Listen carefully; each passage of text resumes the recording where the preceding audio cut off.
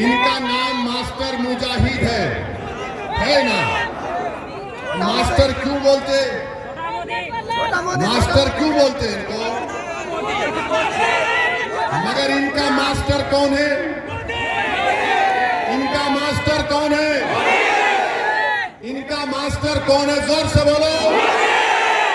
इनका मास्टर मोदी है।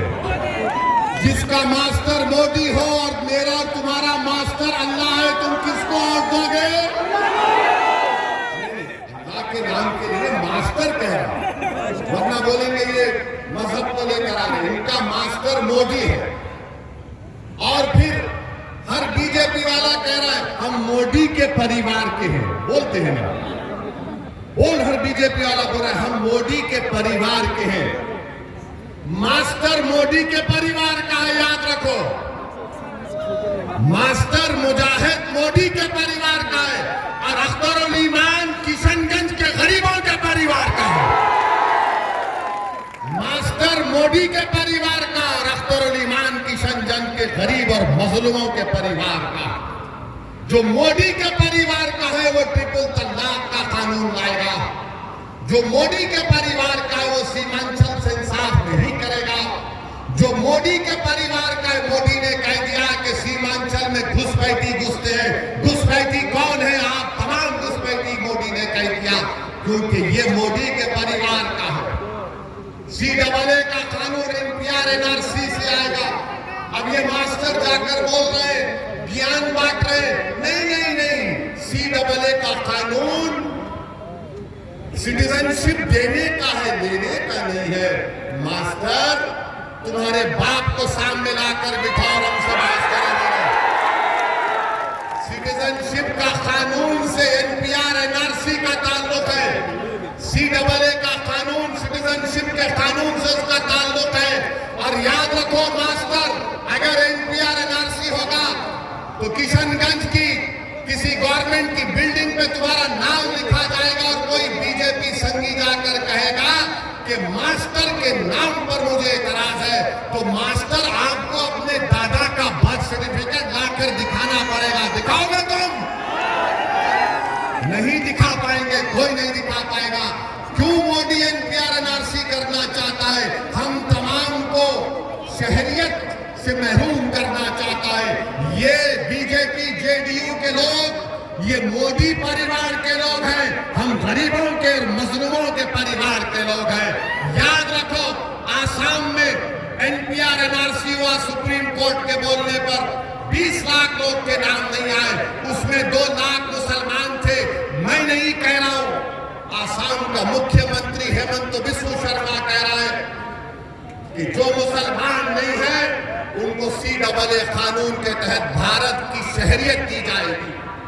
और वो 2 लाख मुसलमान क्या करेंगे? वो फॉरेनर्स कोर्ट ट्राइब्यूनल में अपना मुकदमा लड़ेंगे। तो मेरे अजीज दोस्तों और बुजुर्गों, इसीलिए हम आपसे अपील कर रहे हैं कि 26 अप्रैल के दिन किशनगंज में आपको एक तारीख मनाना है। डरने और घबराने की जरूरत नहीं है। हम अगर जीत कर जाएंगे इंशाअल्लाह ताला तो 10 साल हमने बराबर फिरका परस्तों के खिलाफ हमने वोट दिया है।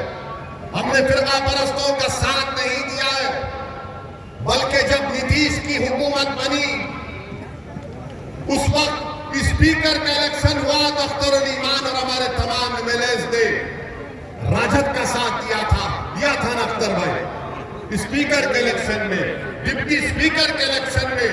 मगर मैं क्यों कह रहा हूं अख्तरुल ईमान को कामयाब करो? मेरे भाई, आपकी आवाज कौन बनेगा? क्या तुम जावेद को अपनी आवाज समझोगे, मास्टर को अपनी आवाज समझोगे, या अख्तरुल ईमान को तुम अपनी आवाज समझोगे? फैसला करो, बताओ तुम्हारी आवाज कौन होगा? अख्तरुल ईमान होगा या जावेद होगा या फिर मास्टर होगा? अख्तरुल ईमान आपके दिलों में छुपे हुए जज्बात को अपनी जबान पर लाकर बातिल ताकतों के ऐवानों को हिलाकर रख देगा और कहेगा सीमांचल से इंसाफ होगा, किशनगंज से इंसाफ होगा। 5 साल में ये कुछ नहीं बोल सके, कुछ नहीं बोल सकते ये पार्लियामेंट में।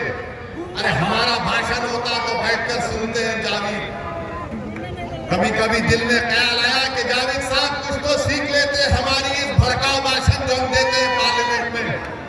तो बहरहाल मेरे अजीज दोस्तों और बुजुर्गों, आपसे अपील कर रहे हैं कि बहादुरगंज में एक तरफा और 26 तारीख को पतंग छाप पर बटन दबा कर दीजिए। पूरे इत्मीनान के साथ जाइए, एक नया इनकलाब सीमांचल और किशनगंज में पैदा करिए ताकि पार्लियामेंट में आपकी हकीकी आवाज जाए जो आपके मसाइल को हल कर सके। और हम आपसे वादा कर रहे हैं कि इंशाअल्लाह ताला अल्लाह आपके दुआ और सख्तर ईमान साहब को कामयाब करेगा। तो किशनगंज के हर पार्लियामेंट के विधानसभा में काफी सख्तर ईमान खोलेंगे, जहां पर एक आदमी बैठेगा, आपकी तकालीफ को नोट करेगा। अगर अख्तर ईमान दिल्ली में सीमांचल की लड़ाई लड़ेंगे तो मेरी आपसे दबन गुजारिश है कि बहादुरगंज के इन तमाम तकालीफ और किशनगंज की तकालीफ को दूर करने के लिए, अपनी सियासी क़यादत को मजबूत करने के लिए और किशनगंज के गरीब और मजलूम अवाम की हकीकी आवाज को पार्लियामेंट तक पहुंचाने के लिए हम आपसे अपील कर रहे हैं कि 26 तारीख को पतंग के निशान पर रोक दीजिए। और हम इस उम्मीद से जा रहे हैं कि दोबारा जब बहादुरगंज को आएंगे तो यहां से आपका MP अख्तर ईमान होगा इंशाअल्लाह। तो 26 तारीख को आसमानों में क्या नजर आएगा बहादुरगंज के? क्या नजर आएगा बताओ। अस्सलाम वालेकुम व रहमतुल्लाहि व बरकातहू।